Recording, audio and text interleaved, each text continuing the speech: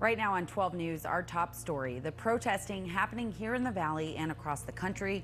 People are calling for justice for George Floyd, who died while being detained by police in Minneapolis. But calls for justice have quickly been overshadowed by violent rioters around the country, destroying property and peace of mind.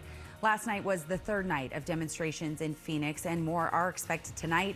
Hours ago, Governor Doug Ducey issued a state of emergency and has ordered a curfew beginning at 8 o'clock tonight.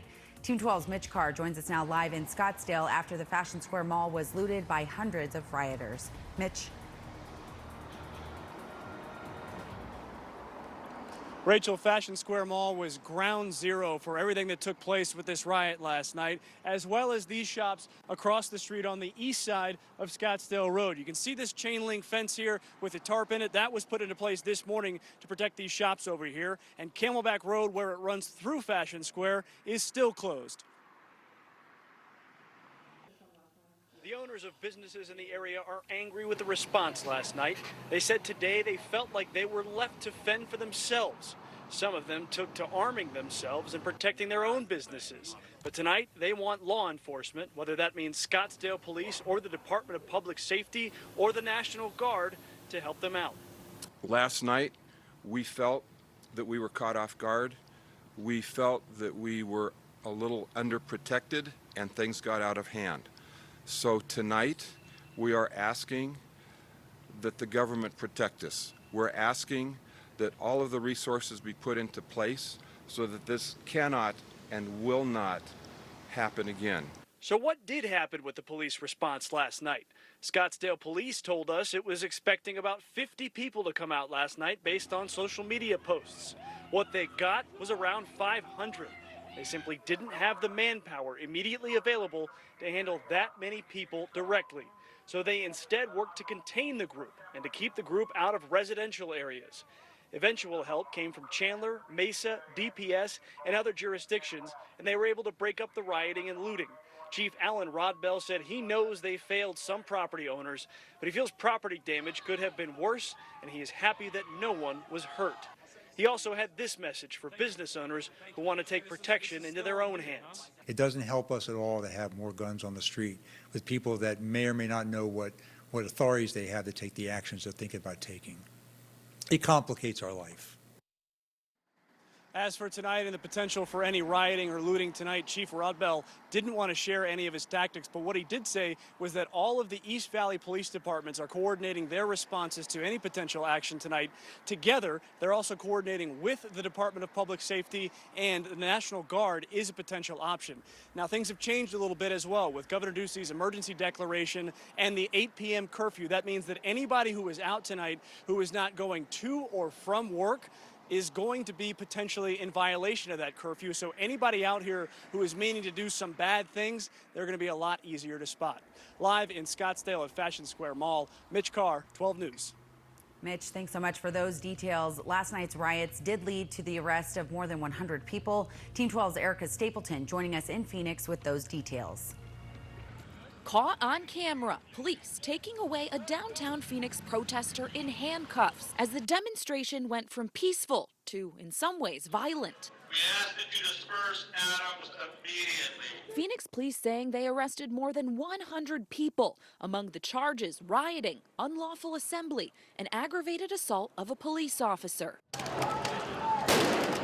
Things took a turn after police say someone launched a firework, and police fired back with flashbangs and pepper balls. Some protesters resorted to vandalism, new damage spreading from Chase Field to office buildings. It's your right to protest, but it's not your right to break other people's property. And over in Scottsdale, looters rushed store after store in and around Fashion Square. Scottsdale police calling it neither peaceful nor a protest, but a riot with dozens of people damaging property, breaking into businesses, and stealing from inside. The police presence started to build after many stores had already been vandalized and damaged. Police saying Sunday they made 12 arrests as a new crowd comes out in full force to clean up. There's a lot of people here helping to clean up. Scottsdale Councilman Guy Phillips says he wants to see more done for those behind the destruction. The policies that tell them that they can't do anything about people robbing and walking off with people's property, I think that has to be addressed. In Scottsdale, Erica Stapleton, 12 News.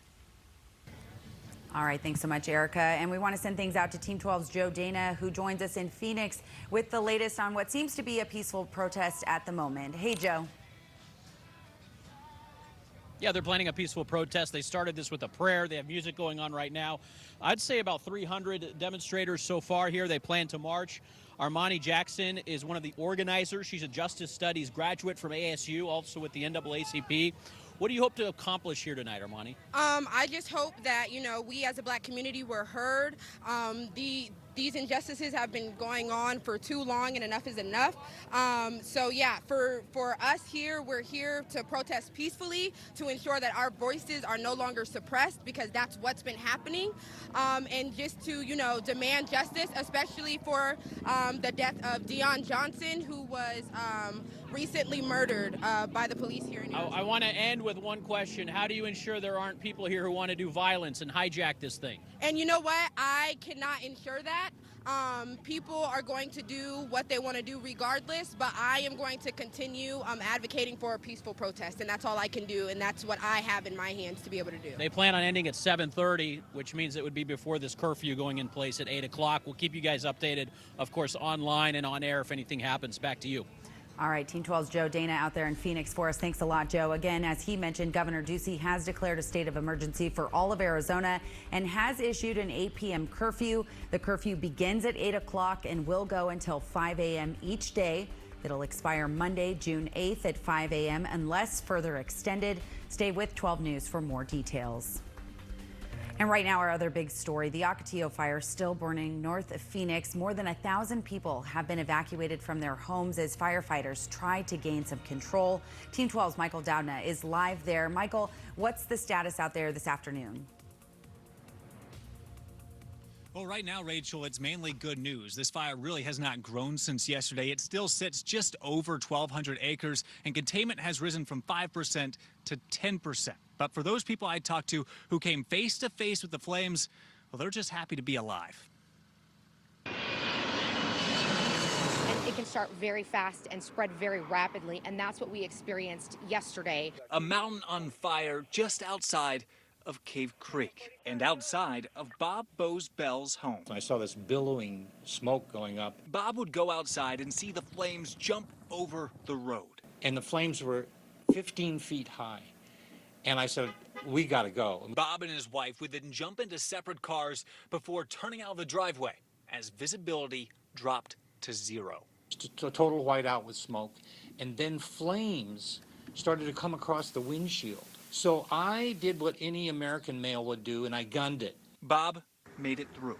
But when he looked behind him, he noticed his wife's Kia was on fire. And so I got out of the car, and I'm going, run for it, run for it. His wife suffering burns, but thankfully alive.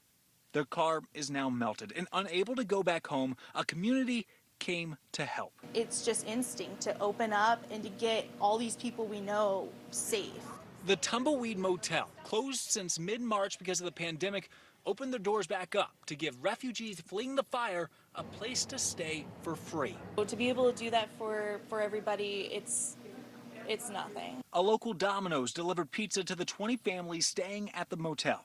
Nearby Harold's offering free breakfast, and for those displaced, it's a blessing after destruction. You really find out what's really valuable in life. It ain't stuff, it's people like that. And there's one more small miracle here. Bob's house actually is still standing. He credits weed whacking because the flames were able to burn everything around the house, but never actually got to the house itself. Also, just a little while ago, there were some evacuation orders that were lifted in the area of Rancho Manana and Schoolhouse Road. However, the other evacuations still do remain in place. We're live in Cave Creek. Michael Doudna, 12 News. All right, Michael, so nice to see the community of Cave Creek coming together for each other.